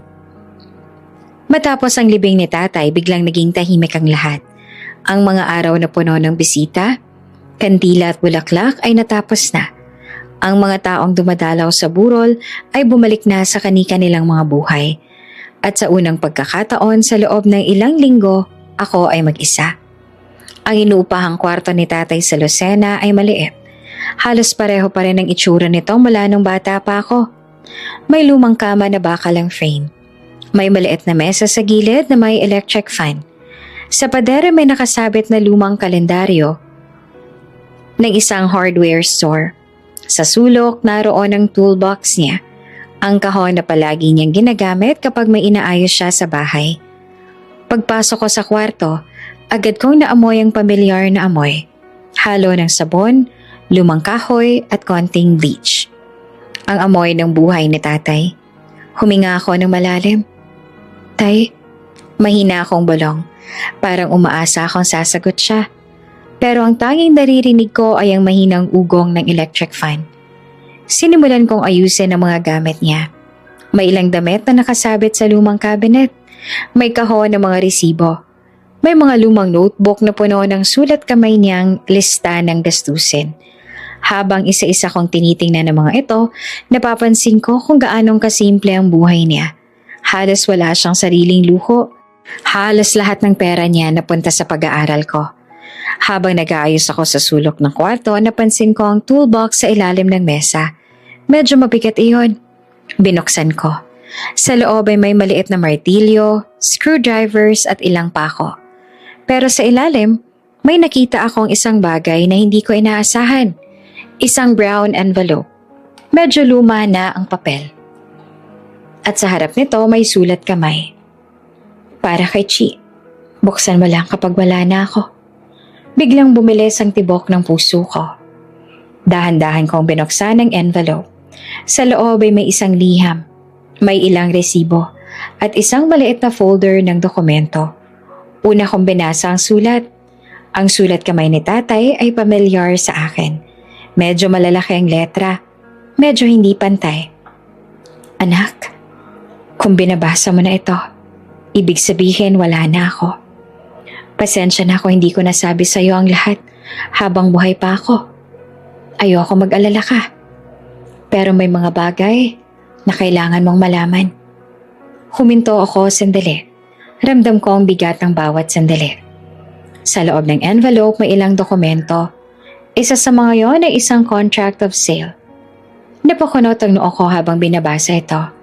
Isang maliit na lote sa Sariaya, Quezon. At ang pangalan ng buyer, Mang Ruben Santos. Nanlaki ang mata ko. May mga sirisibo rin ng hulog. Ilang taon na ang nakalipas. Unti-unti niyang binabayaran ng lupa. Hindi mo sinabi sa akin. Mahina akong bulong. Pero hindi pa doon natapos ang laman ng envelope. May isa pang folder sa loob. Pagbukas ko, may nakita akong mga papel na may perma. Promissory notes. Mga kasulatan na nagsasabing may utang ang isang tao kay Mang Ruben. At nang makita akong pangalan, napahinto ako. Verna Reyes, Carla Reyes, Daniel Reyes. Ang pamilya ni Leo. Isa-isa kong binasa mga dokumento. May mga petsa, may mga halaga, may mga perma. Napaupo ako sa kama. Hindi ko alam kung matatawa ba ako o iiyak. Ibig sabihin, ang mga tulong na ibinigay ni tatay sa kanila noon ay hindi lang pala basta tulong. May kasulatan, may ebidensya. Pero may isa pang dokumento sa ilalim ng folder. Isang maliit na notebook. Sa loob nito may mga handwritten notes ni tatay. Parang journal. Isa sa mga pahina ay may petsa ilang taon na ang nakalipas. Binasa ko. Narinig ko si Verna at ang kapatid ni Leo sa sala. Pinag-uusapan nila si Chi. Sabi nila masyadong mabait ang anak ko. Madali daw siyang mahututan ng pera. Hindi ko alam kung paano ko ipagtatanggol si Chi nang hindi siya nasasaktan. Pero mala ngayon, mag-iipon ako ng ebidensya. Parang may malamig na dumaan sa likod ko. Sa susunod na pahina, may isa pang pangalan. Mara. Nakausap ko si Mara. Tinulungan ko siya dati sa school nung wala siyang pambayad ng uniform. Ngayon, abogado na siya. Sinabi ko sa kanyang tungkol sa pamilya ni Leo. Bigla akong napatingin sa kisame. Hindi ko alam kung anong mararamdaman ko. Sa pinakahuling bahagi ng notebook, may nakasulat na bagay na halos hindi ko agad maintindihan. May mga kopya ng dokumento. May mga photocopy ng property papers. Mga tax records. At may ilang pahina na may nakasulat na isang salita. Forgery. Napakunot ang noo ko. Sa notes ni tatay, may mga detalye tungkol sa ilang ari-arian ni Verna. At sa tabi ng mga ito, may mga tanong. Mga posibleng tax irregularities at mga pirmang hindi tugma. Parang may kung anong nabuo sa isip ko.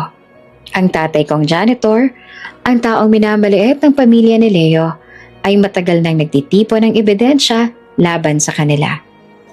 Nasa gilid ako ng kama habang hawak ang mga dokumento.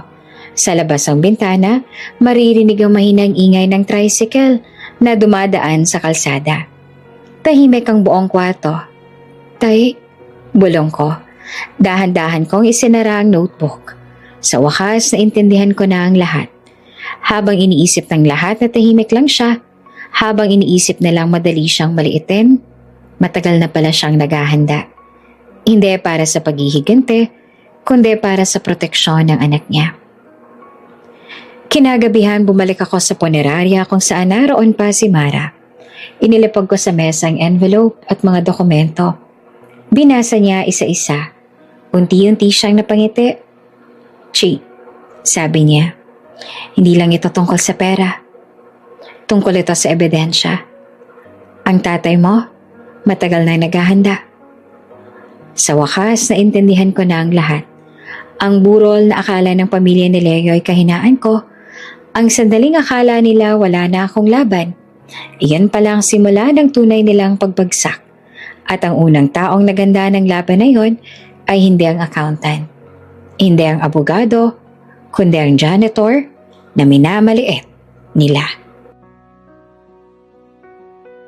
Bago ka pa lang sa channel neto, ibang kwento ni Ate Jane, istorya mo, ikwento ko. Huwag kalimutang pindutin ang notification bell at subscribe button.